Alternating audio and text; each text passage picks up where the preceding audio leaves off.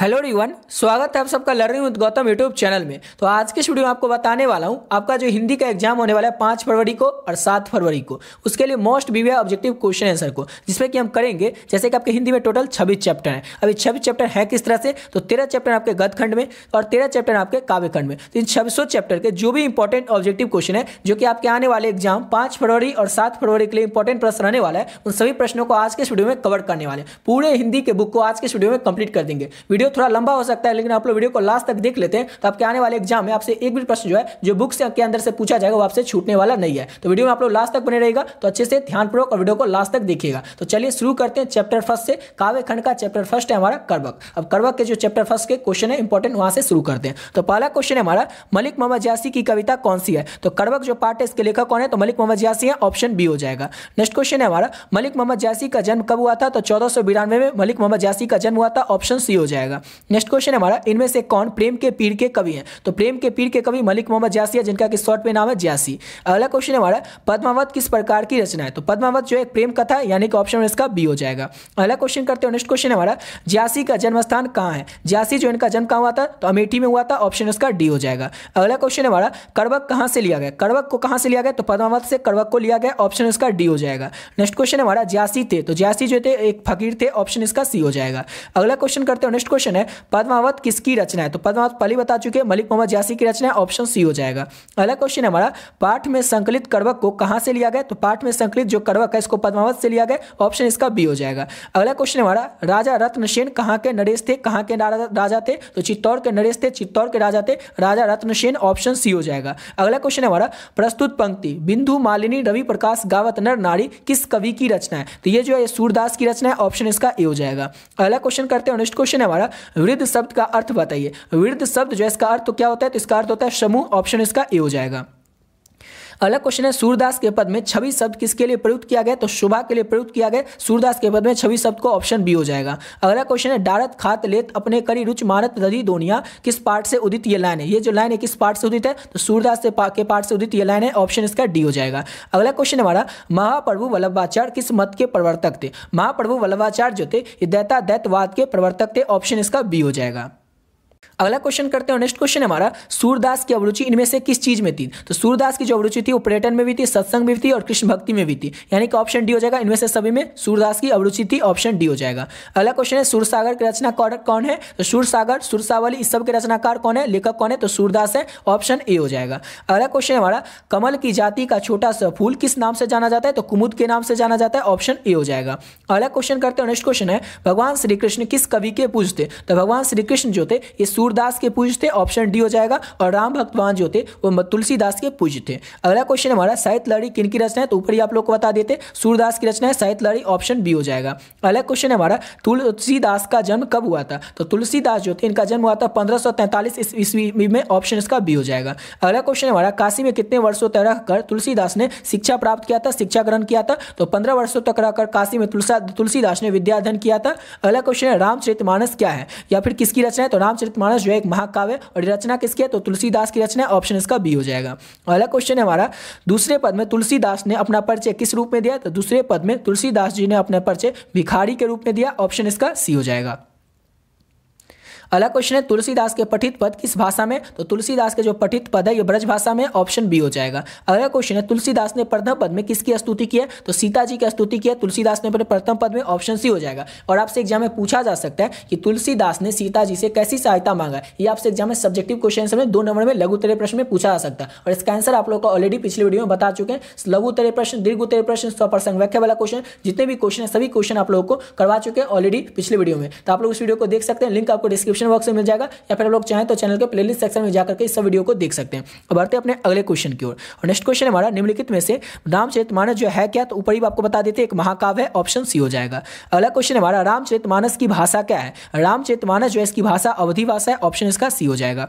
अगला क्वेश्चन करते हैं। नेक्स्ट क्वेश्चन हमारा, कवितावली के रचनाकार लेखक कौन है। तो कवितावली के रचनाकार लेखक तुलसीदास है, ऑप्शन बी हो जाएगा। अगला क्वेश्चन है, तुलसीदास की पत्नी का क्या नाम था। रत्नावली नाम था तुलसीदास की पत्नी का, ऑप्शन बी हो जाएगा। अगला क्वेश्चन क्वेश्चन है हमारा छपे शीर्षक के रचयिता कौन है। छपे शीर्षक जो है इसके रचयिता इसके लेखक कौन है छपे शीर्षक के, तो नावादास है, ऑप्शन सी हो जाएगा।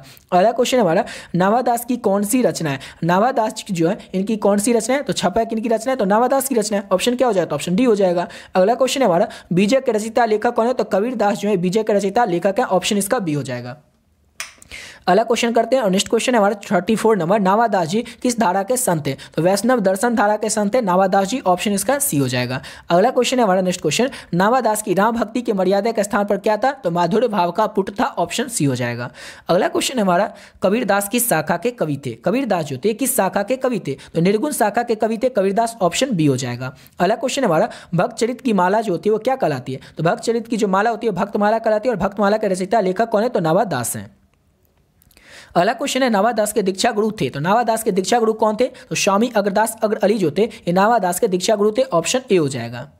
नेक्स्ट क्वेश्चन करते हैं और अगला क्वेश्चन है हमारा कहानी का अर्थ होता है, तो कहानी का अर्थ होता है विश्वास प्रतीत, ऑप्शन इसका डी हो जाएगा। अगला क्वेश्चन है हमारा नावादास का उदय हिंदी साहित्य के किस काल में हुआ था। नावादास का जो उदय था हिंदी साहित्य के भक्ति काल में हुआ था, ऑप्शन सी हो जाएगा। अगला क्वेश्चन है हमारा भूषण ने कौन सी कविता लिखी है। चार ऑप्शन से भूषण ने कौन सी कविता लिखी है, तो कवि चैप्टर जो कि काव्यखंड का चैप्टर 5 है इसके लेखक कौन है, तो भूषण है, ऑप्शन सी हो जाएगा। भूषण किसने कौन सी कविता लिखी है, तो कवित कविता को। अगला क्वेश्चन है कवि शीर्षक कविता कवि कौन है, तो अभी देख लिया भूषण है, ऑप्शन इसका बी हो जाएगा।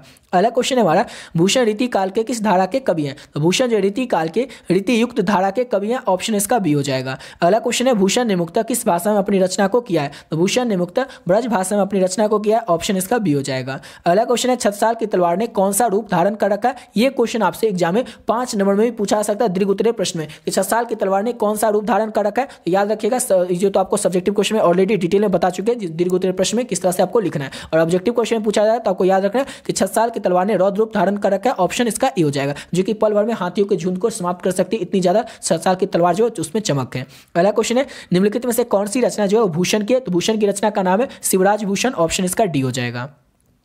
अगला क्वेश्चन है समुद्र भूषण ने समुद्रग्रीन से किसकी तुलना की है, तो भूषण ने समुद्रग्रीन से शिवाजी की तुलना किया, ऑप्शन इसका बी हो जाएगा। अगला क्वेश्चन हमारा भूषण के प्रथम दंड में कौन सा रस है, तो भूषण का जो प्रथम दंड है उसमें वीर रस है, ऑप्शन सी हो जाएगा। अगला क्वेश्चन हमारा कवि भूषण की उपाधि दी थी, तो कवि भूषण को भूषण की उपाधि चित्रकूट के सोलंकी राजा थी उन्होंने दिया था, ऑप्शन इसका ए हो जाएगा। अगला क्वेश्चन है भूषण ने किस रस को प्रमुखता दी है, तो भूषण ने वीर रस को प्रमुखता दिया, ऑप्शन इसका डी हो जाएगा। अगला क्वेश्चन करते हैं नेक्स्ट क्वेश्चन है हमारा आंसू किसकी रचना है, तो आंसू जो है किसकी रचना है, तो जयशंकर प्रसाद की रचना है आंसू, ऑप्शन इसका बी हो जाएगा। अगला क्वेश्चन कर लेते हैं और नेक्स्ट क्वेश्चन हमारा जयशंकर प्रसाद ने कौन सी कविता लिखी है, तो जयशंकर प्रसाद ने तमुल कुलाल कला में कविता को लिखा है, ऑप्शन इसका बी हो जाएगा। अगला क्वेश्चन है जयशंकर प्रसाद का जन्म हुआ था, तो जयशंकर प्रसाद जो थे इनका जन्म हुआ था 1889, ऑप्शन में तो नहीं दिया हुआ लेकिन आप लोग याद रखिएगा जयशंकर प्रसाद जो थे इनका जन्म हुआ था 1889 में, और कहाँ पे हुआ था, तो वाराणसी जो कि उत्तर प्रदेश में पड़ता है वहाँ पर जयशंकर प्रसाद का जन्म हुआ था 1889 में हुआ था, लेकिन ऑप्शन में दिया हुआ नहीं है, आप लोग ऐसे ही याद रखिएगा। अगला क्वेश्चन करते हैं नेक्स्ट क्वेश्चन है तमुल कुलाल कला में शीर्षक कविता का रचयिता और लेखक कौन है, तो जयशंकर प्रसाद जो है तमुल कुलाल कला में शीर्षक कविता के रचयिता और लेखक है, ऑप्शन बी हो जाएगा। अगला क्वेश्चन है देवी प्रसाद साहू जयशंकर प्रसाद के कौन थे, तो पिता थे देवी प्रसाद साहू जयशंकर प्रसाद के, ऑप्शन सी हो जाएगा। अगला क्वेश्चन है हमारा इनमें से कौन सी पुस्तक प्रसाद जी की नहीं है, इनमें से कौन सी पुस्तक जो है प्रसाद जी की नहीं है, तो देखिए आंसू इंद्रजाल और आंधी ये तीनों जो है जयशंकर प्रसाद की पुस्तक है जिनका नाम है शॉर्ट में प्रसाद जी, लेकिन शिवाजी की जो महत्व है ये भूषण की पुस्तक है, ऑप्शन इसका डी हो जाएगा। अगला क्वेश्चन है हमारा प्रसाद जी का जन्म कहाँ हुआ था, तो जयशंकर प्रसाद जो इनका जन्म हुआ था वाराणसी में, ऑप्शन इसका सी हो जाएगा। अगला क्वेश्चन है हमारा जयशंकर प्रसाद किस वाद के कवि थे, तो जयशंकर प्रसाद जो थे ये छायावाद के कवि थे, ऑप्शन ए हो जाएगा। अगला क्वेश्चन है इनमें से कौन सी पुस्तक प्रसाद जी की है, जयशंकर प्रसाद की है, तो झरना जो है जयशंकर प्रसाद की पुस्तक का नाम है, ऑप्शन ए हो जाएगा। नेक्स्ट क्वेश्चन है मनुष्य का शरीर जो होता है वो थक क्यों जाता है, तो मन की चंचलता के कारण मनुष्य का जो शरीर होता है वो थक जाता है, यानी कि ऑप्शन इसका ए हो जाएगा। अगला क्वेश्चन हमारा पुत्र वियोग शीर्षक कविता किसकी है, तो पुत्र वियोग शीर्षक कविता जो सुभद्रा कुमारी चौहान की है कविता, ऑप्शन इसका भी हो जाएगा। लेकिन आपसे एग्जाम में पूछा जाएगा कि पुत्र वियोग शीर्षक कविता जो है सुभद्रा कुमारी चौहान की किस पुस्तक से लिया गया, देखिए मुकुल पुस्तक जो है सुभद्रा कुमारी चौहान के द्वारा लिखा गया था, मुकुल पुस्तक उसी से लिया गया पुत्र वियोग शीर्षक कविता को, ठीक है, इसको अच्छे से याद रखिएगा। अगला क्वेश्चन है सुभद्रा कुमारी चौहान का जन्म कहाँ हुआ था, तो सुभद्रा कुमारी चौहान जो इनका जन्म हुआ था इलाहाबाद उत्तर प्रदेश में, ऑप्शन सी हो जाएगा। अगला क्वेश्चन है सुभद्रा कुमारी चौहान को किस पार्टी का एमएलए चुना गया था, तो कांग्रेस पार्टी का एमएलए चुना गया था सुभद्रा कुमारी चौहान को, ऑप्शन डी हो जाएगा। नेक्स्ट क्वेश्चन है सुभद्रा कुमारी चौहान की कौन सी कृति है, तो सुभद्रा कुमारी चौहान की जो कृति है उसका नाम है सभा का खेल, ऑप्शन इसका डी हो जाएगा। अगला क्वेश्चन है पुत्र वियोग शीर्षक कविता में कवित्री का खिलौना क्या है। यही सेम क्वेश्चन आपसे सब्जेक्टिव क्वेश्चन में पूछा जाएगा कि पुत्र वियोग शीर्षक कविता इस तरह से नहीं रहेगा, कवित्री का खिलौना क्या है, ये आपसे क्वेश्चन पूछा जाएगा। तो याद रखिएगा कवित्री का जो खिलौना उसका बेटा ही है, उसका पुत्र है, यानी कि ऑप्शन इसका सी हो जाएगा। उसका पुत्र वियोग शीर्षक कविता में कवित्री का जो खिलौना है उसका पुत्र ही है, ऑप्शन ए हो जाएगा। अगला क्वेश्चन हमारा सुभद्रा कुमारी चौहान का जीवन जो है सुना सुना क्यों हो रहा है। तो सुभद्रा कुमारी चौहान जो उनका जीवन सुना सुना पुत्र के असमय निधन के कारण, यानी कि पुत्र के आकस्मिक निधन के कारण, मृत्यु के कारण सुभद्रा कुमारी चौहान जो उनका जीवन जो है सुना सुना लग रहा है। अगला क्वेश्चन है हमारा सुभद्रा कुमारी चौहान स्वयं को असहाय और विवश क्यों कहती है। तो सुभद्रा कुमारी चौहान जो है स्वयं को असहाय और विवश जो है ये पुत्र वियोग के कारण कहती है, ऑप्शन बी हो जाएगा। अगला क्वेश्चन है पुत्र वियोग कविता में कवित्री किसके लिए पत्थर को देवता मानकर पूजा करती है। तो पुत्र वियोग कविता में कवित्री जो सुभद्रा कुमारी चौहान है वो अपने पुत्र के लिए, अपने बेटे के लिए पत्थर को देवता मानकर पूजा करती है, ऑप्शन डी हो जाएगा। अगला क्वेश्चन हमारा गुलामी की नशा किन की रचना है। तो ठाकुर लक्ष्मण सिंह की रचना है गुलामी की नशा, ऑप्शन सी हो जाएगा। अब आप लोग सोच रहे होंगे कि हम 13 चैप्टर गद्यखंड का भी पढ़ चुके हैं, अभी तक 13 खंड चैप्टर हम लोग काव्यखंड का भी पढ़ चुके हैं, लेकिन ठाकुर लक्ष्मण सिंह कौन है ये तो हमको पता ही नहीं चला किस चैप्टर के लेखक है। तो ठाकुर लक्ष्मण सिंह जो है सुभद्रा कुमारी चौहान जो कि पुत्र वियोग शीर्षक कविता की कवित्री है सुभद्रा कुमारी चौहान, उन्हीं के पति का नाम था ठाकुर लक्ष्मण सिंह, और गुलामी की नशा जो है ठाकुर लक्ष्मण सिंह की रचना है, ऑप्शन इसका सी हो जाएगा। अगला क्वेश्चन है सुभद्रा कुमारी चौहान की लिखी हुई कविता कौन सी है। सुभद्रा कुमारी चौहान के द्वारा लिखी गई कविता का नाम है पुत्र वियोग, ऑप्शन इसका बी हो जाएगा। अगला क्वेश्चन है हमारा शमशेर बहादुर सिंह ने कौन सी कविता लिखी थी। तो शमशेर बहादुर सिंह ने उषा कविता को लिखा था, ऑप्शन इसका बी हो जाएगा। अगला क्वेश्चन है शमशेर बहादुर सिंह को हिंदी साहित्य में क्या कहा जाता है। ये क्वेश्चन आपको बताते हैं। ये क्वेश्चन 16 में पूछा जा चुका है, 17 में पूछा जा चुका है, 18 में नहीं पूछा गया, तो 19 में पूछा जा चुका है, 20 में पूछा जा चुका है, 21 में पूछा गया था, फिर 22 में नहीं पूछा था, फिर 23 में पूछा जा चुका है। यानी इतना साल ये क्वेश्चन जो है ऑलरेडी रिपीटेड क्वेश्चन है, कई बार ये क्वेश्चन पूछा चुका है और आप लोग को पूछा ही जाएगा। अगर साइंस में नहीं पूछा जाएगा तो कहीं आर्ट्स में पूछा जाएगा, या अगर आर्ट्स में नहीं पूछा जाएगा तो साइंस में पूछा जाएगा। 5 तारीख को जो आर्ट्स वालों का एग्जाम है, अगर आर्ट्स में ये क्वेश्चन पूछा जाता है हो सकता है साइंस में नहीं पूछा जाए, लेकिन अगर ये क्वेश्चन आर्ट्स वालों में नहीं पूछा तो फिक्स आप साइंस वालों में पूछा जाएगा। दोनों में से किसी में एक में तो ये पूछा जाएगा कि हिंदी साहित्य का सुर किसे कहा जाता है, तो या फिर हिंदी साहित्य का सुर है ये किसे कहा जाता है, तो सूरदास को कहा जाता है। लेकिन हिंदी साहित्य में जो कवियों का कवि है वो किसे कहा जाता है, तो शमशेर बहादुर सिंह का कहा जाता है कवियों का कवि, ऑप्शन इसका सी हो जाएगा। इसको अच्छे से आप लोग रट के याद करके रखिएगा कि कवियों का कवि किसे कहा जाता है, तो शमशेर बहादुर सिंह को कहा जाता है, ऑप्शन इसका डी हो जाएगा। अगला क्वेश्चन है उषा का जादू कब टूट जाता है। तो उषा का जो जादू होता है ये सूर्योदय होने पर टूट जाता है, ऑप्शन इसका ए हो जाएगा। अगला क्वेश्चन है इतने पास अपने शीर्षक संकलन किस कवि के द्वारा लिखा गया है। इतने पास अपने शीर्षक संकलन जो है शमशेर बहादुर सिंह के द्वारा लिखा गया, ऑप्शन डी हो जाएगा। अगला क्वेश्चन है शमशेर बहादुर सिंह का जन्म कहाँ हुआ था। तो देहरादून में हुआ था शमशेर बहादुर सिंह का जन्म, ऑप्शन इसका ए हो जाएगा। अगला क्वेश्चन करते हैं और नेक्स्ट क्वेश्चन है हमारा सुकून की तलाश किसकी रचना है। सुकून की जो तलाश है ये किसकी रचना है, तो शमशेर बहादुर सिंह की रचना है सुकून की तलाश, ऑप्शन डी हो जाएगा। अगला क्वेश्चन है उषा कविता के कवि कौन है। उषा कविता जो इसके कवि कौन है, तो शमशेर बहादुर सिंह जो है ये उषा कविता के कवि हैं, ऑप्शन डी हो जाएगा। अगला क्वेश्चन है किसका जादू टूटता है। किसका जादू टूट जाता है, तो उषा का जादू जो होता है वो टूट जाता है, ऑप्शन ए हो जाएगा। अगला क्वेश्चन है प्रभातकालीन आकाश कैसा है। प्रभातकालीन जो आकाश है ये कैसा है, तो नीले शंख के जैसा है प्रभातकालीन आकाश, ऑप्शन बी हो जाएगा। अगला क्वेश्चन है काठ का सपना किसके द्वारा लिखा गया। काठ का जो सपना ये गजानन माधव मुक्तिबोध के द्वारा लिखा गया, ऑप्शन इसका ए हो जाएगा। अगला क्वेश्चन हमारा जन जन का चेहरा एक शीर्षक कविता किसकी रचना है। तो जन जन का चेहरा एक शीर्षक कविता जो है ये गजानन माधव मुक्तिबोध की रचना है, ऑप्शन इसका बी हो जाएगा। अगला क्वेश्चन हमारा गजानन माधव मुक्तिबोध का जन्म कहाँ हुआ था। तो गजानन माधव मुक्तिबोध जो है इनका जन्म हुआ था श्योपुर ग्वालियर जो कि मध्य प्रदेश में पड़ता है, लेकिन ऑप्शन में तो दिया हुआ नहीं है, लेकिन आप लोग इसे याद रखिएगा। एक मिनट, श्योपुर ग्वालियर यहाँ पर हो नहीं रहा, लेकिन आप लोग याद रखिएगा श्योपुर ग्वालियर जो कि मध्य प्रदेश एमपी में पड़ता है, वहाँ पर किनका जन्म हुआ था, तो ये जन्म हुआ था गजानन माधव मुक्तिबोध का, ऑप्शन में दिया हुआ नहीं है, लेकिन आप लोग इसे याद रखिएगा। अगला क्वेश्चन है मुक्तिबोध ने नागपुर के प्रकाशन तथा सूचना विभाग में किस रूप में नौकरी किया था। तो पत्रकार के रूप में नौकरी किया था मुक्तिबोध ने नागपुर के प्रकाशन तथा सूचना विभाग में नौकरी पत्रकार के रूप में, ऑप्शन ए हो जाएगा। अगला क्वेश्चन है अज्ञा के द्वारा संपादित तार सप्तक उनके एक कवि के रूप में कौन सामने आए थे। तो मुक्तिबोध जो थे सामने आए थे, ऑप्शन इसका सी हो जाएगा। अगले क्वेश्चन की ओर, और अगला क्वेश्चन है हमारा कौन सी कृति मुक्तिबोध की नहीं है। तो चांद का मुंह टेढ़ा जो है मुक्तिबोध की कृति नहीं है, उसके बिखरे मोती जो है मुक्तिबोध की कृति नहीं है, ऑप्शन डी हो जाएगा। देखिए जितना क्वेश्चन आप लोगों को बता रहे हैं सब क्वेश्चन आपके आने वाले एग्जाम 5 फरवरी और 7 फरवरी के लिए काफी ज्यादा इंपॉर्टेंट क्वेश्चन है। देखिए एक और चीज आपको बता दें, आपके एग्जाम में क्वेश्चन कितना आएगा, 100 क्वेश्चन आएगा। 100 में से आपके बुक से क्वेश्चन कितने रहेगा, तो 40 से 45 क्वेश्चन आपके सिर्फ और सिर्फ बुक से ही रहेंगे, यानी कि हिंदी किताब से रहेंगे। अब अगर आप लोग इस वीडियो को लास्ट तक देख लेते हैं और हिंदी का जो लेखक परिचय वाला वीडियो ऑलरेडी डाल चुके हैं पिछला वीडियो, वो अगर आप लोग उसको देख लें जिसमें आप लोगों को को पूरा हिंदी का जितने भी लेखक है उनके पूरा जीवन परिचय, पूरा लेखक परिचय बता चुके हैं। अगर आप लोग इस सबको कंप्लीट कर लेते तो आपके हिंदी की किताब से जो 40-45 क्वेश्चन आएगा वो आपसे छूटने वाला नहीं है। और एक और चीज़ आपको बता दें, कई सारे बच्चे परेशान रहते हैं कि उनको समाज समझ में नहीं आता, उनको संधि विच्छेद समझ में नहीं आता, उनको विशेषण समझ में नहीं आता, कैसे होगा, अभी पढ़ने के लिए बैठ जाते हैं। तो जो भी आपको अब समझ में नहीं आता उसको आपको छोड़ देना है। ऐसा इसलिए बोले, इसको क्यों छोड़ देना है वो भी बताते हैं। क्वेश्चन आपसे एग्जाम पूछा जाएगा कितना, तो 100 क्वेश्चन पूछा जाएगा।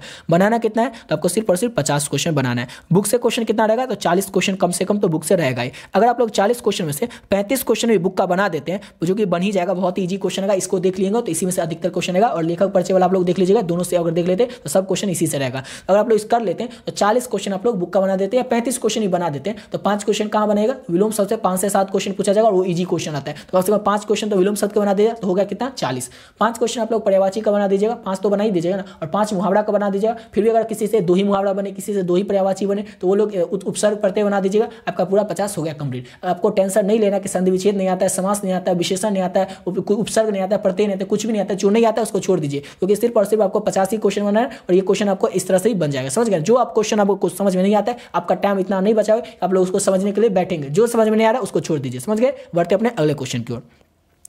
अगला क्वेश्चन है, मुक्तिबोध किस सप्तक के कवि थे। मुक्तिबोध जो थे किस सप्तक के कवि थे, तो तार सप्तक के कवि थे मुक्तिबोध, इसका ऑप्शन ए हो जाएगा। अगला क्वेश्चन है हमारा, जनजन का चेहरा एक के रचनाकार या लेखक कौन है, तो जनजन का चेहरा एक के रचनाकार लेखक जो है गजानन माधव मुक्तिबोध है, ऑप्शन इसका ए हो जाएगा। अगला क्वेश्चन है, मुक्तिबोध का जन्म स्थान कहाँ है, तो ऊपर ही आपको बताए थे श्योपुर ग्वालियर मध्य प्रदेश में पड़ता है, यहाँ पर मुक्तिबोध का जन्म हुआ था, ऑप्शन बी हो जाएगा। अगला क्वेश्चन हमारा, अधिनायक शीर्षक कविता में किस पुस्तक से ली गई है। अधिनायक शीर्षक कविता जो किस पुस्तक से लिया गया, तो आत्महत्या के विरोध की पुस्तक से लिया गया अधिनायक शीर्षक कविता को, ऑप्शन बी हो जाएगा। अगला क्वेश्चन है, लोग भूल गए किसकी रचना है, तो लोग भूल गए जो रचना है रघुवीर साई की रचना है, ऑप्शन इसका डी हो जाएगा।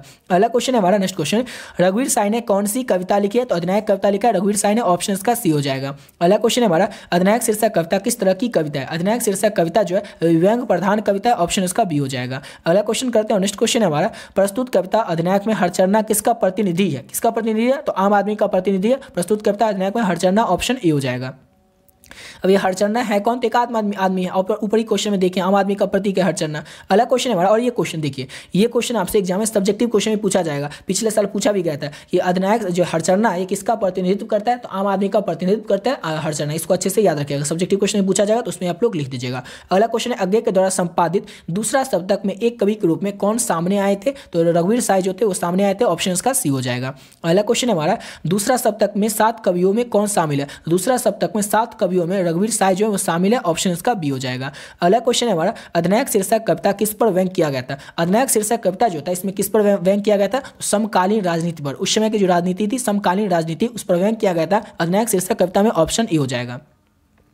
अगला क्वेश्चन हमारा, रघुवीर साई नई दिल्ली से निकलने वाले किस अखबार के विशेष संवाददाता थे, तो नव भारत टाइम्स के विशेष संवाददाता थे रघुवीर साई, नई जो कि नई दिल्ली से निकलने वाली अखबार थी, ऑप्शन इसका ए हो जाएगा। और अगला क्वेश्चन करते हैं, नेक्स्ट क्वेश्चन हमारा, विनोद कुमार शुक्ल का निवास स्थान है, तो विनोद कुमार शुक्ल जो इनका निवास स्थान है रायपुर छत्तीसगढ़ में, ऑप्शन इसका बी हो जाएगा। देखिए 101 क्वेश्चन अभी तक हम लोग कर चुके हैं। अगला क्वेश्चन है, विनोद कुमार शुक्ल ने कौन सी कविता लिखी है, तो विनोद कुमार शुक्ल ने प्यारे नन्हे बेटे को कविता को लिखा है, ऑप्शन बी हो जाएगा। देखिए जितना भी अब काव्यखंड के क्वेश्चन है सबको कर रहे हैं, बस अब 1-2 चैप्टर बचा और काव्यखंड का वो कंप्लीट हो जाएगा, उसका गद्यखंड के जितने चैप्टर है उसको पूरा कंप्लीट हो कर देंगे और इस तरह से आप लोग का पूरा हिंदी का जो बुक है वो समाप्त हो जाएगा। समझ गए। अब अगला क्वेश्चन करते हैं, नेक्स्ट क्वेश्चन है हमारा, रघुवीर साई स्मृति पुरस्कार विनोद कुमार शुक्ल को कब प्रदान किया गया था, तो वर्ष 1992 में रघुवीर साई को स्मृति पुरस्कार जो था प्रदान किया गया था, ऑप्शन सी हो जाएगा। अगला क्वेश्चन है, विनोद कुमार शुक्ल का पहला कविता संग्रह कौन सा है, तो विनोद कुमार शुक्ल का जो पहला कविता संग्रह उसका नाम है लगभग जय हिंद, ऑप्शन डी हो जाएगा। अगला क्वेश्चन है हमारा, पत्नी बेटिया को क्या करती है, तो पत्नी बेटिया जो है उसको क्या करती है, तो समझाती है, ऑप्शन इसका डी हो जाएगा। अगला क्वेश्चन करते हैं, नेक्स्ट क्वेश्चन है हमारा, नौकर की कमीज जो है ये क्या है, तो नौकर की जो कमीज है एक उपन्यास है, ऑप्शन इसका डी हो जाएगा। अगला क्वेश्चन हमारा, प्यारे नन्हे बेटे के रचयिता के लेखक कौन है, तो विनोद कुमार शुक्ल जो है प्यारे नन्हे बेटे के कविता के रचयिता लेखक है। अगला क्वेश्चन है हमारा, प्यारे नन्हे बेटे को कविता में लोहा जो रहता है किस चीज का प्रतीक रहता है, तो लोहा क्रम का प्रतीक रहता है, काम का प्रतीक रहता है, ऑप्शन सी हो जाएगा। अगला क्वेश्चन है हमारा, और ये क्वेश्चन आपसे एग्जाम पूछा जाएगा कि बिटिया से क्या सवाल किया गया था, तो बिटिया से पूछा गया था कि हमारे घर में कहाँ पर लोहा है, और बिटिया जो है ये भी क्वेश्चन पूछा सकता है कि बिटिया जो है लोहा कहाँ पहचान पाती है, तो बिटिया जो रहती है वो दरवाजे में और भी जो करछुल होता है उस समय पहचान पाती है कि लोहा कहाँ है।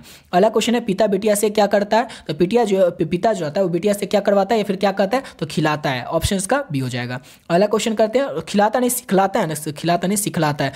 पिता जो रहते हैं बेटिया को सिखलाते हैं कि लोहा कहाँ का है, और लोहा जो होता है ये क्रम का प्रतीक होता है, यही सब बताते हैं। अगला क्वेश्चन है, मेहनतकश और औरत को कवि किस रूप में देखता है, तो मेहनतकश औरत को कवि जो रहते हैं वह किस रूप में देखते हैं, तो उसको लोहा के रूप में देखते हैं। ऑप्शन उसका बी हो जाएगा। अगला क्वेश्चन करते हैं, नेक्स्ट क्वेश्चन है हमारा, अशोक वाजपेयी ने कौन सी कविता लिखी है, तो अशोक वाजपेयी ने हारजीत कविता को लिखा। हारजीत कविता के लेखक कौन है, तो अशोक वाजपेयी हैं।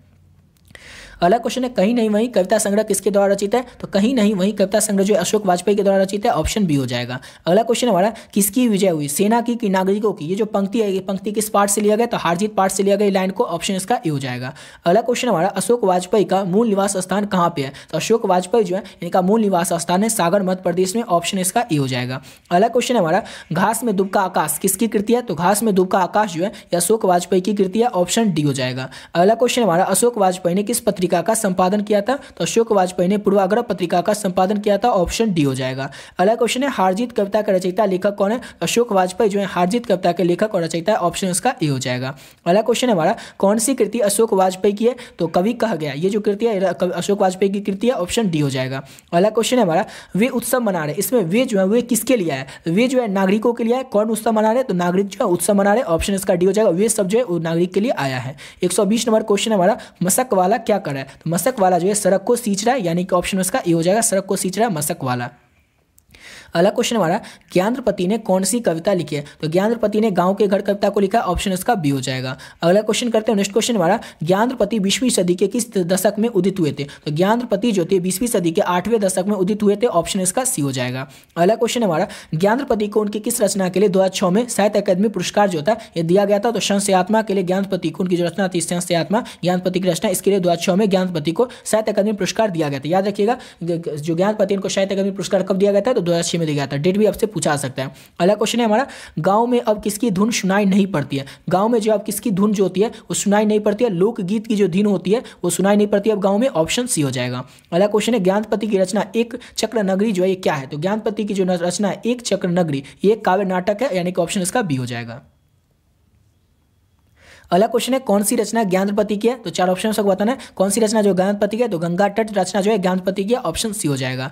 अगला क्वेश्चन हमारा, कौन सी रचना ज्ञानप्रपति की नहीं है, कौन सी रचना जो है ज्ञानप्रपति की नहीं है। 4 ऑप्शन सबको बताना है, तो इसमें से देख लेते हैं। संशयात्मक ज्ञानप्रति की रचना है, भीम सार ये भी ज्ञानप्रति की रचना है, थोड़ी सी जगह ये भी ज्ञानप्रति की रचना है। कवि ने कहा ये जो है ज्ञानप्रति की रचना नहीं है, यानी कि ऑप्शन इसका सी हो जाएगा। अगला क्वेश्चन है, गाँव के घर के भीतर आने से पहले किसे खास कर आना पड़ता था, तो पहले गाँव के घर में जो गाँव के घर कविता उसके अनुसार बताना है कि घर के भीतर आने के लिए पहले किसे खास कराना पड़ता था, तो बुजुर्गों को खास कराना पड़ता था गांव के घर के कविता के मुताबिक। ऑप्शन भी हो जाएगा।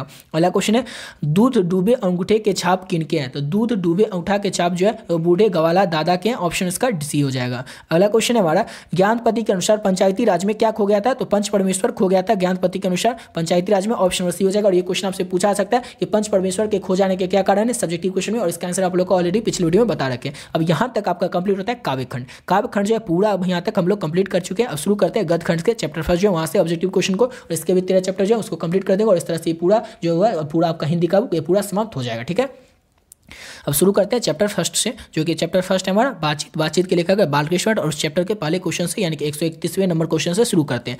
जैसा काम वैसा परिणाम किस लेखक के द्वारा रचित ये प्रहसन है, ये क्या है, तो प्रहसन है, और ये किस लेखक के द्वारा रचित ये प्रहसन है, तो बालकृष्ण भट्ट के द्वारा रचित है। ऑप्शन सी हो जाएगा। अगला क्वेश्चन है, बातचीत शीर्षक निबंध के अनुसार जो कुछ भी मवाद या धुआं जमा रहता है वो भाप बनकर निकल जाता है, वो किस तरह से निकल जाता है, तो निकल जाता है बातचीत करने से, यानी कि बातचीत करने के जरिए से जो भी मवाद या धुआं हमारे मन के अंदर जमा रहता है वो निकल जाता है। अगला क्वेश्चन है, बालकृष्ण भट्ट के पिता का नाम क्या था, तो बालकृष्ण भट्ट के पिता का नाम था बेनी प्रसाद भट्ट। बेनी यहाँ पर तो लिखा ही नहीं है, तो आप लोग याद रखिएगा, टेनी लिखा गया ना, तो आप लोग याद रखिएगा बेनी प्रसाद भट्ट बालकृष्ण भट्ट के पिता का नाम था, जो कि पेशे से एक व्यापारी थे, बिजनेसमैन थे।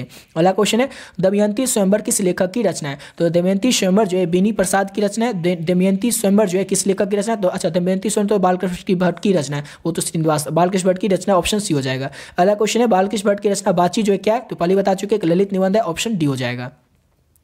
अगला क्वेश्चन है बालकृष्ण भट्ट किस युग के निबंधकार है? तो बालकृष्ण भट्ट जो है ये किस युग के निबंधकार है? तो भारतेंदु युग के निबंधकार कौन है? तो बालकृष्ण भट्ट है। इसका ऑप्शन इसका सी हो जाएगा। अगला क्वेश्चन करते हैं और नेक्स्ट क्वेश्चन है हमारा अगला क्वेश्चन, मनुष्य की बातचीत का उत्तम तरीका क्या होता है? तो मनुष्य का बातचीत करने का सबसे उत्तम तरीका, सबसे अच्छा तरीका होता है कि वाक होकर यानी कि चुप होकर मनुष्य अपने आप से बातचीत कर ले। ऑप्शन डी हो जाएगा। अगला क्वेश्चन है संवाद में सबसे महत्वपूर्ण क्या होता है? तो संवाद में सबसे महत्वपूर्ण होता है आत्मीयता, यानी कि ऑप्शन में सी हो जाएगा। अगला क्वेश्चन है संयोगिता स्वयंवर किसकी रचना है? तो संयोगिता स्वयंवर जो है श्रीनिवास नाथ की रचना है। ऑप्शन उसका सी हो जाएगा। ठीक है, अगला क्वेश्चन है हमारा नेक्स्ट क्वेश्चन और यहाँ तक कंप्लीट होता है चैप्टर फर्स्ट का। एक लास्ट क्वेश्चन है कि बालकृष्ण भट्ट ने कौन सा मासिक पत्रिका निकालना शुरू किया था? तो हिंदी मासिक पत्रिका निकालना शुरू किया था बालकृष्ण भट्ट ने। और अगर आपसे एग्जाम में पूछा जाएगा कि बालकृष्ण भट्ट की माता का क्या नाम था? तो पार्वती देवी बालकृष्ण भट्ट की माता का नाम था। समझिए, यहाँ तक आपका चैप्टर फर्स्ट कंप्लीट होता है।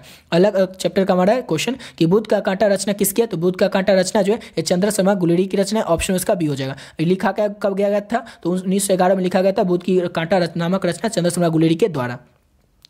और एक और चीज़ जो ठीक है हाँ, उसके बाद अगला क्वेश्चन हमारा चंद्र शर्मा गुलेरी के किस सदी के प्रमुख लेखक थे? तो चंद्र शर्मा गुलेरी जो थे 20वीं सदी के प्रमुख लेखक थे। ऑप्शन इसका डी हो जाएगा। अगला क्वेश्चन हमारा गुलेरी जी की कुल कितनी कहानियां प्रकाशित हुई थी? गुलेरी जी की कुल 3 ही कहानी प्रकाशित हुई थी। वही वहाँ पर देख रहे थे कि 3 कहानी का नाम दिया होता तो आपको बता देते तीनों कहानी कौन कौन सी, तो वैसे बता ही देते। बुध का कांटा, सुखमय जीवन और उसने कहा था, जो कि बुध का कांटा और सुखमय जीवन 1911 में लिखा गया था और उसने कहा था कहानी जो थी 1915 में लिखा गया था। कुल 3 ही कहानियां प्रकाशित हुई थी चंद्र शर्मा गुलेरी की। अगला क्वेश्चन हमारा उसने कहा था कहानी का नायक कौन रहता है? सबको पता है लाना सिंह ही रहता है। ऑप्शन इसका ए हो जाएगा। अगला क्वेश्चन हमारा उसने कहा था कहानी में किस शहर का चित्रण किया गया? उसने कहा था जो कहानी है इसमें चित्रण किया गया अमृतसर शहर का। ऑप्शन इसका ए हो जाएगा। अगला क्वेश्चन हमारा लाना सिंह के गांव का नाम क्या रहता है? तो लाना सिंह के गांव का नाम रहता है माझे। ऑप्शन में इसका बी हो जाएगा। आपसे एग्जाम पूछा जा सकता है कि लाना सिंह के गांव में आया तुर्की मौलवी क्या कहता था? उर्बनियों को बकाता था, डाकखाना से कहता था सबको पैसा निकालने के लिए और कहता था वेद चलाकर, जर्मनी वाले में वेद चलाकर जो विमान चलाने की जो विद्या होती है वो जान गए जर्मनी वाले। ये सब कहता था कौन? लाना सिंह के गाँव में आया तुर्की मौलवी जो था यही सब कहता था। और ये क्वेश्चन आपके सब्जेक्टिव एग्जाम के लिए इंपॉर्टेंट है, सब्जेक्टिव क्वेश्चन के लिए। और ये सब जो आप लोग को ऑलरेडी पिछले वीडियो में बता चुके हैं। समझ गए? अगला क्वेश्चन करते हैं। नेक्स्ट क्वेश्चन हमारा लाना सिंह किस पद पर था? तो लाना सिंह जो थे जमादार के पोस्ट पर था। ऑप्शन इसका सी हो जाएगा। अगला क्वेश्चन करते हैं। नेक्स्ट क्वेश्चन हमारा लाना सिंह की मृत्यु किसकी गोद में हुई थी? तो लाना सिंह की जो मृत्यु वजीरा सिंह की गोद में हुई थी। ऑप्शन बी हो जाएगा। अगला क्वेश्चन है पलटन का विदूषक कौन था? ये क्वेश्चन तो कई बार पूछा ही गया। ये क्वेश्चन पिछली बार भी पूछा गया था। पलटन का विदूषक कौन था? साइंस वाले में पूछा गया था। तो पलटन का जो विदूषक था वो वजीरा सिंह था। ऑप्शन इसका सी हो जाएगा। अगला क्वेश्चन करते हैं। नेक्स्ट क्वेश्चन हमारा सूबेदार हजारा सिंह के लड़के का नाम क्या रहता है? तो सूबेदार हजारा सिंह के लड़के का नाम बोधा सिंह रहता है। ऑप्शन ए हो जाएगा। अगला क्वेश्चन है जयप्रकाश नारायण के बचपन का क्या नाम था? तो जयप्रकाश नारायण का बचपन का नाम था बाउल और जैसे वो बड़े हुए तो लोकनायक और जेपी के नाम से फेमस हो गए थे जयप्रकाश नारायण। अगला क्वेश्चन है किसी ने कहा था कभी न जाने कितने मील इस देश की जनता को जाना? तो जवाहरलाल नेहरू ने कहा था। ऑप्शन सी हो जाएगा। अगला क्वेश्चन है किस अस्पताल में दिनकर जी का निधन हुआ था? वो कौन सा अस्पताल था जहां पर कि दिनकर जी का निधन हुआ था? तो बिल्डिंग के नर्सिंग होम में दिनकर जी का निधन हुआ था। ऑप्शन इसका डी हो जाएगा। अगला क्वेश्चन करते हैं। नेक्स्ट क्वेश्चन हमारा जयप्रकाश नारायण को किसका दलाल कहा गया था? तो अमेरिका का दलाल कहा गया था जयप्रकाश नारायण को। ऑप्शन इसका डी हो जाएगा। अगला क्वेश्चन हमारा जयप्रकाश नारायण के स्वास्थ्य पर निगरानी रखने वाले डॉक्टर का नाम क्या था? तो उनका नाम था डॉक्टर रहमान। ऑप्शन इसका ए हो जाएगा। अगला क्वेश्चन करते हैं। नेक्स्ट क्वेश्चन हमारा जयप्रकाश जी किसका भाषण सुनकर अमेरिका जाने को प्रेरणा मिला था? जयप्रकाश नारायण को किसका भाषण सुनकर अमेरिका जाने का प्रेरणा मिला था? तो स्वामी सत्यदेव की भाषण सुनकर। ऑप्शन इसका बी हो जाएगा। अगला क्वेश्चन हमारा फ्री प्रेस के मालिक कौन थे? फ्री प्रेस के मालिक थे सदानंद जी, यानी कि ऑप्शन इसका सी हो जाएगा। अगला क्वेश्चन करते हैं। नेक्स्ट क्वेश्चन हमारा ब्रेन ऑफ बॉम्बे किसे कहा जाता है? तो ब्रेन ऑफ बॉम्बे जो है उमा शंकर दीक्षित को कहा जाता है। ऑप्शन नंबर ए हो जाएगा। अगला क्वेश्चन है जयप्रकाश नारायण ने आईएससी की परीक्षा कहां से उत्तीर्ण किया था? तो पटना कॉलेज से जयप्रकाश नारायण ने आईएससी की परीक्षा उत्तीर्ण किया था। ऑप्शन नंबर ए हो जाएगा। अगला क्वेश्चन है जयप्रकाश नारायण मार्क्सवादी कब बने थे? तो 1924 में जयप्रकाश नारायण जो थे मार्क्सवादी बने थे। ऑप्शन डी हो जाएगा। और आपसे एग्जाम पूछा जाएगा कि लेनिन की मृत्यु कब हुई थी? जयप्रकाश नारायण मार्क्सवादी बने थे 1924 में ही, और 1924 में ही लेनिन की भी मृत्यु हुई थी। दोनों को आप लोग अच्छे से याद रखिएगा। अगला क्वेश्चन है दिनकर जी को निम्न में से कौन सा पुरस्कार दिया गया था? तो दिनकर जी को पद्म भूषण दिया गया था। ऑप्शन में इसका बी हो जाएगा। अगला क्वेश्चन है हमारा अर्धनारीश्वर पाठ के लेखक कौन है या अर्धनारीश्वर किसकी रचना है? तो सबको पता है रामधारी सिंह दिनकर की रचना अर्धनारीश्वर। ऑप्शन बी हो जाएगा, जो कि एक निबंध है। अगला क्वेश्चन है रामधारी सिंह दिनकर की कौन सी रचना है? तो अर्धनारीश्वर पाठ जो है अर्धनारीश्वर पाठ जो है किनकी रचना है? तो दिनकर जी की रचना है। उसने कहा था जो है ये किसकी रचना है? ये जो रचना है उसने कहा था कहानी ये किसके द्वारा लिखी गई थी? तो चंद्र शर्मा गुलेरी के द्वारा लिखी गई थी, जूठन ओम प्रकाश वाल्मीकि के द्वारा और तीज उदय प्रकाश के द्वारा।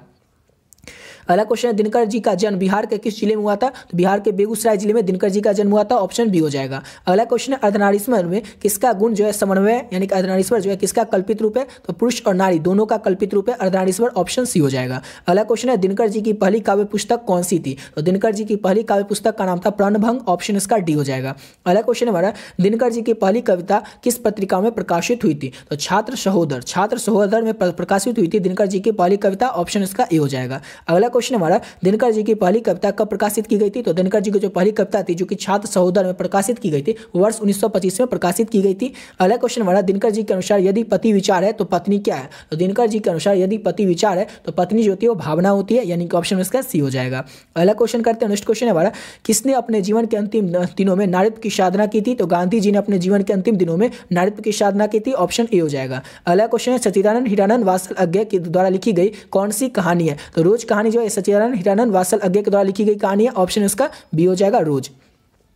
अगला क्वेश्चन है अज्ञा मूलतः क्या थे? अज्ञा जो थे मूलतः क्या थे? तो उपन्यासकार थे अज्ञा मूलतः, ऑप्शन उसका बी हो जाएगा। अगला क्वेश्चन है हमारा अज्ञा जी ने इंटर कहाँ से उत्तीर्ण किया था? तो फोरमन कॉलेज से अज्ञा जी ने क्या किया था? इंटर को उत्तीर्ण किया था, पास किया था, ऑप्शन सी हो जाएगा। अगला क्वेश्चन है अज्ञा जी की पहली कहानी जो थी कब प्रकाशित की गई थी? तो अज्ञा जी की जो पहली कहानी थी ये वर्ष 1924 में प्रकाशित किया गया था, ऑप्शन बी हो जाएगा। अगला क्वेश्चन है महेश्वर की पत्नी का नाम क्या था? महेश्वर जो अज्ञा रहते हैं उनकी दूर की बन रहती है मालती के यहाँ वो जाते हैं तो मालती के पति का नाम रहता है महेश्वर, तो महेश्वर की पत्नी का नाम मालती हो जाएगा, ऑप्शन ए हो जाएगा। अगला क्वेश्चन है अज्ञा जी को कौन सी कहानी गैगनी शीर्षक नाम से प्रसिद्ध है? तो देखिए जो रोज शीर्षक कहानी है इसका पहले नाम क्या था? तो पहले नाम इसका गैगरी नहीं रहता है, लेकिन इसका बाद में बदलकर अज्ञा जो है इसका नाम रोज कहानी रख देते हैं। अगला क्वेश्चन करते हैं, नेक्स्ट क्वेश्चन है लेखक कितने वर्षों के बाद मालती से मिलने के लिए जाते हैं? जो अज्ञा रहते हैं कितने वर्षों के बाद मालती से मिलने के लिए जाते हैं? तो उसके शादी के 4 वर्षों बाद, ऑप्शन बी हो जाएगा। अगला क्वेश्चन हमारा मालती के पति किस बीमारी का ऑपरेशन करके आए थे? तो मालती के जो पति थे वो गैगरी नामक बीमारी का ऑपरेशन करते थे, ऑप्शन सी हो जाएगा। और आपसे एग्जाम में सब्जेक्टिव क्वेश्चन में पूछा सकता है कि गैगरीन क्या है, तो आप लोग बता दीजिए। एक बीमारी होता है जो किसी विषैला जीव के काटने से हो जाता है। अगला क्वेश्चन है मालती के पति का नाम क्या था? तो ऊपर देखे थे महेश्वर के पति का नाम, तो महेश्वर की पत्नी का नाम था मालती, तो मालती जो होगी इसके पति का नाम क्या होगा? तो महेश्वर ही होगा, यानी कि ऑप्शन इसका बी हो जाएगा। अगला क्वेश्चन करते हैं, नेक्स्ट क्वेश्चन है हमारा भारतीय ज्ञानपीठ पुरस्कार के द्वारा अज्ञा जी को कौन सी पुरस्कार मिला था? तो भारतीय ज्ञानपीठ पुरस्कार के द्वारा यहाँ पर होना चाहिए था उर्वशी के लिए, तो भारतीय ज्ञानपीठ पुरस्कार ऑप्शन का क्वेश्चन ही गलत है, ठीक है। अगला क्वेश्चन करते हैं, नेक्स्ट क्वेश्चन हमारा एक लेख और एक पत्र के रचनाकार या लेखक कौन है? तो एक लेख और एक पत्र जो इसके रचनाकार या लेखक जो है भगत सिंह है, ऑप्शन इसका सी हो जाएगा। अगला क्वेश्चन हमारा नेक्स्ट क्वेश्चन भगत सिंह के पिता सरदार किशन सिंह तथा चाचा अजीत सिंह किसके सहयोगी थे? तो लाला लाजपत राय के सहयोगी थे भगत सिंह के पिता सरदार सिंह तथा चाचा किशन सिंह। अगला क्वेश्चन है भगत सिंह अपने नेतृत्व में पंजाब में नौजवान भारत सभा का गठन कब किया था? तो 1926 में किए थे, ऑप्शन इसका बी हो जाएगा। अगला क्वेश्चन करते हैं, नेक्स्ट क्वेश्चन है हमारा अगला क्वेश्चन है हमारा भगत सिंह जो है चंद्रशेखर आजाद के साथ मिलकर किस संघ का गठन करते? तो हिंदुस्तानी समाजवादी प्रजातांत्रिक पार्टी की गठन करते भगत सिंह चंद्रशेखर आजाद के साथ मिलकर, ऑप्शन सी हो जाएगा। अगला क्वेश्चन है भगत सिंह किस उम्र में क्रांतिकारी गतिविधियों में शामिल हो जाते? तो भगत सिंह जब 12 वर्ष के रहते हैं तो उसी समय से वो क्रांतिकारी जो गतिविधि होता है उसमें शामिल हो जाते हैं। अगला क्वेश्चन है भगत सिंह को कांग्रेस तथा महात्मा गांधी से मोह भंग कब हो गया था? तो 1922 में, 1922 ऑप्शन सी हो जाएगा। भगत सिंह को कांग्रेस तथा महात्मा गांधी से मोह भंग हो गया था। अगला क्वेश्चन है 1914 ईस्वी में भगत सिंह किस पार्टी की ओर आकर्षित हुए थे? तो 1914 में भगत सिंह जो थे गदर पार्टी की ओर आकर्षित हुए थे, ऑप्शन इसका डी हो जाएगा। अगला क्वेश्चन हमारा चौरी चौरा कांड कब हुआ था? तो वर्ष 1922 में चौरी चौरा कांड हुआ था, ऑप्शन इसका सी हो जाएगा। अगला क्वेश्चन हमारा भगत सिंह को शहादत शहीद ये कब हो गए थे? भगत सिंह शहादत इनको कब दी गई थी? तो 23 मार्च 1931 को, ऑप्शन इसका ए हो जाएगा। अगला क्वेश्चन करते हैं, नेक्स्ट क्वेश्चन है हमारा भगत सिंह के हृदय में किस भावना का कोई स्थान नहीं था? तो भगत सिंह के हृदय में प्रेम भावना का कोई जो था स्थान नहीं था, यानी कि ऑप्शन इसका बी हो जाएगा। अगला क्वेश्चन करते हैं, नेक्स्ट क्वेश्चन है हमारा बहुजन संप्रेषण के माध्यम से पुस्तक किसने लिखी? तो बहुजन संप्रेषण के माध्यम से पुस्तक जो है वो किसने लिखा है? तो जगदीश चंद्र माथुर ने लिखा है, ऑप्शन इसका डी हो जाएगा, बी हो जाएगा।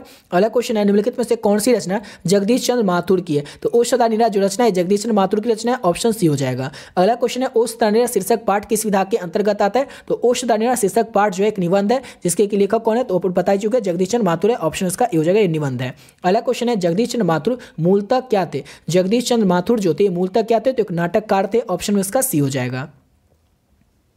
अगला क्वेश्चन है ओस दानेदार निबंध बिहार के किस क्षेत्र की संस्कृति पर लिखी गई थी? तो बिहार के चंपारण क्षेत्र की स्थिति पर लिखा गया था ओस दानेदार निबंध को। अगला क्वेश्चन है चंपारण क्षेत्र में बाढ़ का मुख्य कारण क्या होता है? तो जंगलों का जो कटाव है या जंगलों को जो काटना है, ये चंपारण के क्षेत्र में बाढ़ का मुख्य कारण है, ऑप्शन ए हो जाएगा। अगला क्वेश्चन है माथुर जी को यानी कि जयशंकर माथुर ने किस राज्य के शिक्षा सचिव नियुक्त किया गया था इनको? तो बिहार राज्य के शिक्षा नियुक्त किया गया था इनको। जयशंकर जो जगदीश चंद्र माथुर है, इनको बिहार जो राज्य है इसका शिक्षा सचिव नियुक्त किया गया था, ऑप्शन सी हो जाएगा। अगला क्वेश्चन है 12वीं सदी के लगभग 300 वर्ष तक किस वंश का शासन रहा था? तो कर्नाट वंश का शासन रहा था, ऑप्शन डी हो जाएगा। अगला क्वेश्चन है हमारा अंग्रेज ठेकेदारों ने किस चीज की खेती का विस्तार किया था? तो नील की खेती का विस्तार किया था अंग्रेज ठेकेदारों ने, ऑप्शन बी हो जाएगा। अगला क्वेश्चन है राजा हरि सिंह देव को गयासुद्दीन तुगलक का कब सामना करना पड़ा था? तो 1325 ईस्वी में राजा हरि सिंह देव जो थे इनको गयासुद्दीन तुगलक का सामना करना पड़ा था। और 201 नंबर क्वेश्चन है हमारा रंगून कहाँ है? तो रंगून जो है बड़वा में स्थित है, ऑप्शन बी हो जाएगा। अगला क्वेश्चन है हमारा मोहन राकेश रचित नाटक संग्रह का नाम क्या है? तो मोहन राकेश के द्वारा रचित नाटक संग्रह जो है उसका नाम है आषाढ़ का एक दिन, ऑप्शन में इसका डी हो जाएगा। अगला क्वेश्चन हमारा सिपाही की माँ एकांकी के लेखक कौन है? तो सिपाही की माँ एकांकी जो लेखक इसके लेखक कौन है? तो मोहन राकेश है। और इनके बचपन का नाम क्या था? तो मोहन राकेश के बचपन का नाम था मदन मोहन गुगलानी। और सिपाही की माँ है क्या? एकांकी है एक, इसको याद रखिएगा। अगला क्वेश्चन है बिस्नी किस एकांकी की पात्रा है? तो सिपाही की माँ एकांकी की पात्रा कौन है? तो बिस्नी है, ऑप्शन डी हो जाएगा। अगला क्वेश्चन है मानक की माँ का नाम क्या रहता है? तो मानक की माँ का नाम रहता है बिस्नी, ऑप्शन सी हो जाएगा। अगला क्वेश्चन है हमारा मानक किस युद्ध में सिपाही के रूप में लड़ने के लिए बर्मा गया था? तो मानक जो था ये द्वितीय विश्व युद्ध में, या जो कि चला था 1939 से लेकर के 1945 तक, दूसरा विश्व युद्ध, इसी में मानक जो था युद्ध पर गया था लड़ने के लिए बर्मा में। अगला क्वेश्चन है हमारा सिपाही की माँ एकांकी किसकी कथा वस्तु प्रस्तुत करता है? तो सिपाही की माँ एकांकी जो है ये माँ बेटी की कथा वस्तु को प्रस्तुत करता है, ऑप्शन में इसका सी हो जाएगा।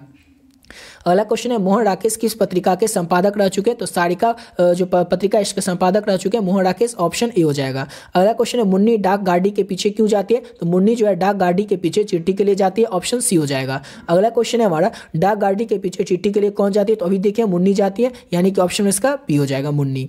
अगला क्वेश्चन है हमारा प्रगीत नामवर सिंह की कौन सी रचना है? तो सबको पता है प्रगीत और समाज जो है नामवर सिंह की रचना है, ऑप्शन सी हो जाएगा। अगला क्वेश्चन है हमारा नामवर सिंह के गुरु कौन थे? तो हजारी प्रसाद द्विवेदी जो थे नामवर सिंह के गुरु थे, ऑप्शन बी हो जाएगा। अगला क्वेश्चन है नामवर सिंह ने बीए तथा एमए की शिक्षा कहां से ग्रहण किया था? तो नामवर सिंह ने बीए तथा एमए का जो शिक्षा है ग्रहण किया था बीएचयू से, ऑप्शन सी हो जाएगा, जो कि कहां है? तो यूपी में है। अगला क्वेश्चन है हमारा प्रगीत कैसा काव्य है? तो प्रगीत जो है आत्मपरक काव्य है, यानी कि ऑप्शन में बी हो जाएगा। अगला क्वेश्चन है हमारा दुनिया को हाथ की तरह गर्म और सुंदर होना चाहिए, यह किस कवि की कविता का अंश है? ये जो है केदारनाथ सिंह जो है कवि, इनके कविता का अंश है कि दुनिया को हाथ की तरह गर्म और सुंदर होना चाहिए। अगला क्वेश्चन है आचार्य रामचंद्र शुक्ल के काव्य सिद्धांत का आदर्श कौन सा काव्य है? चार ऑप्शन में से कौन सा काव्य है? तो प्रबंध काव्य, ऑप्शन सी हो जाएगा।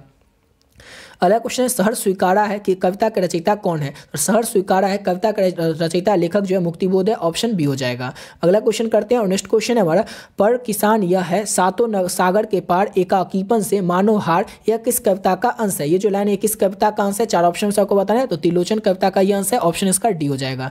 अगला क्वेश्चन है हमारा नागार्जुन के काव्य संसार के प्रगति नायक का व्यक्तित्व किस प्रकार का है? तो निकब पकड़ प्रकार का है, ऑप्शन इसका सी हो जाएगा।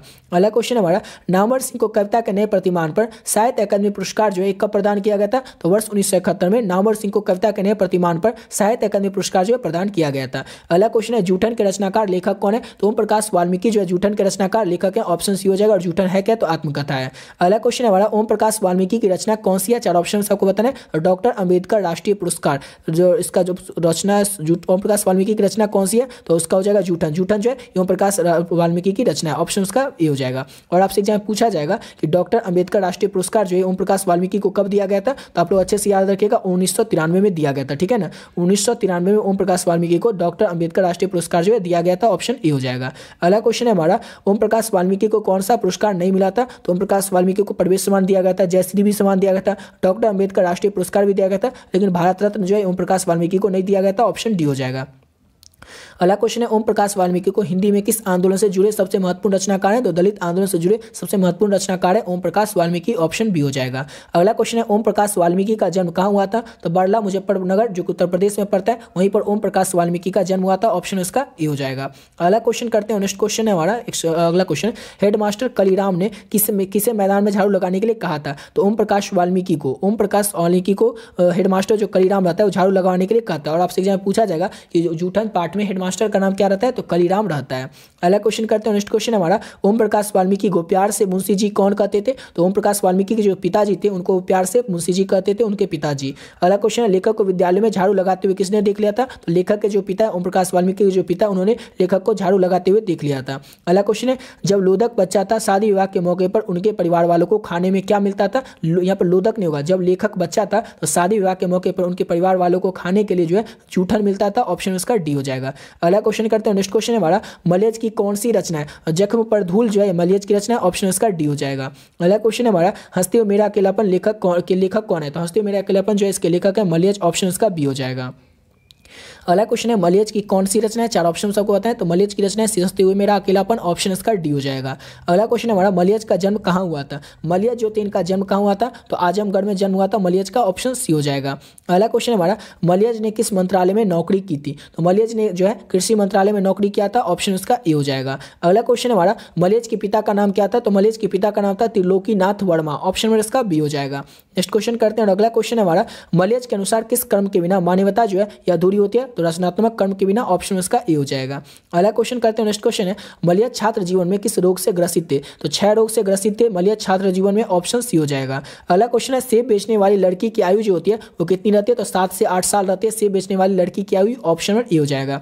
अगला क्वेश्चन करते हैं। नेक्स्ट क्वेश्चन हमारा, सूचना केंद्र में लेखक को आकर्षित करने वाले अंधेर व्यक्ति कौन थे? तो बलभद्र ठाकुर थे। ऑप्शन उसका बी हो जाएगा। सूचना केंद्र में लेखक को आकर्षित करने वाले जो अधीर व्यक्ति थे वो थे बलभद्र ठाकुर। ऑप्शन बी हो जाएगा। अगला क्वेश्चन है, उदय प्रकाश दिल्ली से संपादित किस पत्रिका के सहायक संपादक थे? तो दीनमान पत्रिका के। ऑप्शन में इसका ए हो जाएगा। अगला क्वेश्चन हमारा, लेखक उदय प्रकाश किसके टेलीविजन विभाग में विचार तथा पटकथा सबके प्रमुख थे? ऑप्शन इसका क्या हो जाएगा? तो प्रेस ट्रस्ट ऑफ इंडिया के थे। ऑप्शन इसका ए हो जाएगा। लेखक जो उदय प्रकाश में टेलीविजन विभाग में जो प्रेस ट्रस्ट ऑफ इंडिया इसके में क्या थे? तो विचार तथा पटकथा के प्रमुख थे। ऑप्शन ए हो जाएगा उदय प्रकाश। अगला क्वेश्चन है, निम्न में से कौन सी कहानी उदय प्रकाश की है? कौन सी कहानी जो है 4 ऑप्शन आपको बताना है उदय प्रकाश की है। तो उदय प्रकाश की कहानी हो जाएगा मोहनदास। ऑप्शन बी हो जाएगा। उसने कहा था आपको पता होगा चंद्रशेखर गुलेरी की और रोज आज्ञा की है। अगला क्वेश्चन हमारा, निम्नलिखित में से उदय प्रकाश के द्वारा अनुवादित क्या है? तो इंदिरा गांधी की आखिरी लड़ाई जो है ये उदय प्रकाश के द्वारा अनुवादित है। ऑप्शन उसका ए हो जाएगा। अगला क्वेश्चन हमारा, लेखक उदय प्रकाश द्वारा रचित लाल घास पर नीले घोड़े किस विधा की रचना है? तो ये अनुवाद है। ऑप्शन उसका ए हो जाएगा। और लास्ट क्वेश्चन है हमारा, लेखक उदय प्रकाश का जो उदय एक कवि के रूप में कब हुआ था? तो ये हुआ था 1980 के आसपास में। ऑप्शन उसका ए हो जाएगा। और भी क्वेश्चन होगा, 260 तक होना चाहिए था। अगला क्वेश्चन है, त्रिज किसके सारे मनुष्य तक पहुंचता है? त्रिज जो है किसके सारे मनुष्य तक पहुंचता है? तो ये जो होता है ये मनुष्य का जो गंध होता है उसको सूंघ करके उसके आसपास पहुंच जाता है त्रिज। ऑप्शन बी हो जाएगा। अगला क्वेश्चन है, त्रिज कब काटता है? तो त्रिज जो है वो तब काटता है जब उसकी नज़र मनुष्य से मिल जाती है। मनुष्य की नज़र से जब से त्रिज की नज़र से मनुष्य का नज़र मिल जाता है तब त्रिज उसे काट लेता है। ऑप्शन ए हो जाएगा। अगला क्वेश्चन है, सांप कब काटता है? तो जब उसके ऊपर पैर पड़ जाए तब जो होता है सांप काट लेता है। ऑप्शन उसका ए हो जाएगा। नेक्स्ट क्वेश्चन करते हैं। अगला क्वेश्चन हमारा, कहाँ पर पिताजी को त्रिज ने काटा था? तो जो लेखक उदय प्रकाश है उनके पिताजी को त्रिज ने कहाँ पर काटा था? तो जंगल में काटा था। ऑप्शन उसका ए हो जाएगा। अगला क्वेश्चन है हमारा, जे कृष्णमूर्ति किस सदी के दार्शनिक एवं संत थे? जे कृष्णमूर्ति जो थे 20वीं सदी के दार्शनिक एवं संत थे। ऑप्शन सी हो जाएगा। अगला क्वेश्चन है हमारा, जे कृष्णमूर्ति किस संगठन के सदस्य थे? तो थियोसॉफिकल सोसाइटी के सदस्य थे जे कृष्णमूर्ति। ऑप्शन ए हो जाएगा। अगला क्वेश्चन है हमारा, जे कृष्णमूर्ति प्रायः कौन सा कार्य करते थे, कौन सा काम करते थे? तो जे कृष्णमूर्ति जो थे प्रायः बोलते थे और भाषण देते थे। ऑप्शन बी हो जाएगा। अगला क्वेश्चन है हमारा, जे कृष्णमूर्ति ने भाषण के किस फाउंडेशन के द्वारा विभिन्न भावनाओं को प्रकाशित किया था? तो कृष्णमूर्ति फाउंडेशन के द्वारा। ऑप्शन इसका ए हो जाएगा। अगला क्वेश्चन है हमारा, जे कृष्णमूर्ति की जो कितनी उम्र थी उस समय में उनकी माता की मृत्यु हो गई थी? तो केवल वो 10 वर्ष के ही थे उस समय उनकी माता की मृत्यु की थी जे कृष्णमूर्ति की। अगला क्वेश्चन है, मेधा कहाँ नहीं हो सकती? तो जहां भय होगा वहां मेधा नहीं हो सकती। ऑप्शन बी हो जाएगा। अगला क्वेश्चन है, लेखक के अनुसार कुछ परीक्षाएं उत्तीर्ण कर लेने से ज्यादा कठिन होता है जीवन को समझना, यानी कि ऑप्शन इसका सी हो जाएगा। अगला क्वेश्चन करते हैं। नेक्स्ट क्वेश्चन है हमारा, पाठ शिक्षा में प्रयुक्त शब्द जो है रमणीयवा, इसका अर्थ क्या होता है? रमणीयवा शब्द जो है इसका अर्थ क्या होता है? तो इस शब्द का जो अर्थ है होता है सुंदरता, यानी कि ऑप्शन उसका बी हो जाएगा। अगला क्वेश्चन है हमारा, पाठ शिक्षा प्रयुक्त शब्द रुक्ष का अर्थ होता है। पाठ शिक्षा में जो प्रयुक्त शब्द है रुक्ष, रुक्ष का अर्थ क्या होता है? तो रुक्ष का अर्थ होता है रूखा, यानी कि ऑप्शन उसका ए हो जाएगा। और आज के इस वीडियो का लास्ट क्वेश्चन है हमारा, शिक्षा पाठ में प्रयुक्त शब्द सरिता जो है किसके लिए प्रयोग किया गया? तो सरिता शब्द का प्रयोग जो है वो तालाब के लिए किया जाता है, ऑप्शन उसका बी हो जाएगा। तो सरिता का पर्यायवाची क्या होता है? तो तालाब होता है, ऑप्शन बी हो जाएगा। इसी के साथ वीडियो पे कंप्लीट करते हैं। आशा करता हूँ आप लोगों को वीडियो अच्छा लगा होगा। आज के इस वीडियो में आप लोग जितने भी चैप्टर हैं, जैसे 13 चैप्टर आपका गद्यखंड का था और 13 चैप्टर काव्यखंड का था, एंड टोटल जो 26 चैप्टर थे, 26 चैप्टर के जो भी इंपॉर्टेंट ऑब्जेक्टिव था क्वेश्चन जो कि आपके आने वाले एग्जाम 5 फरवरी और 7 फरवरी के लिए, उस सभी क्वेश्चन को देख लिए। जितना ऑब्जेक्टिव क्वेश्चन था वो सब आप लोगों को करवा दिए, और सब्जेक्टिव क्वेश्चन आप लोग को ऑलरेडी पिछले वीडियो में करवा चुके हैं। उस वीडियो का लिंक आपको डिस्क्रिप्शन बॉक्स में मिल जाएगा, या फिर आप लोग चाहें तो चैनल के प्लेलिस्ट सेक्शन में जाकर के उस वीडियो को देख सकते हैं। आशा करता हूं आप लोग वीडियो अच्छा लगा होगा। मिलते हैं नेक्स्ट वीडियो में नए वीडियो के साथ।